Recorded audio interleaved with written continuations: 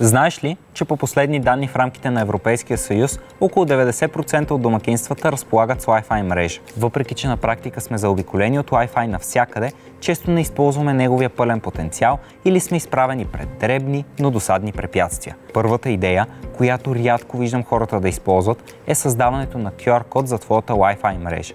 Представи си, че у вас идват гости. Първият въпрос винаги е каква е паролата за Wi-Fi. Започваш да я диктуваш.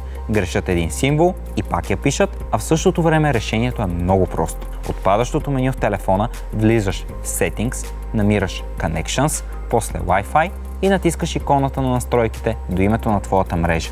Там има опция за QR код. Натискаш и телефонът ти генерира код, който буквално за секунди можеш да покажеш на всеки. Те сканират директно с камерата и се свързват.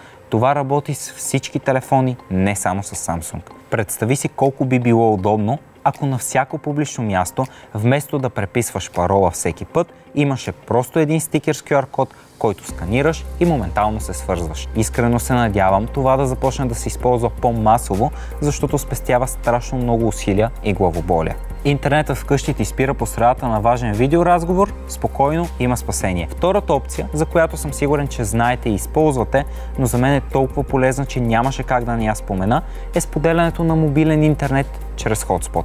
Ако имаш добър мобилен план, влизаш в Settings, отново Connections, намираш Mobile Hotspot and Tethering и включваш плъзгача за Mobile Hotspot. Телефонът ти моментално се превръща в малък рутер, като можеш да му зададеш име, да му сложиш сигурна парола и да споделяш Wi-Fi с лаптоп, таблет или дори телевизор. Много удобно е и ако си на път и приятелите ти в колата искат да използват интернет от твоите мобилни данни.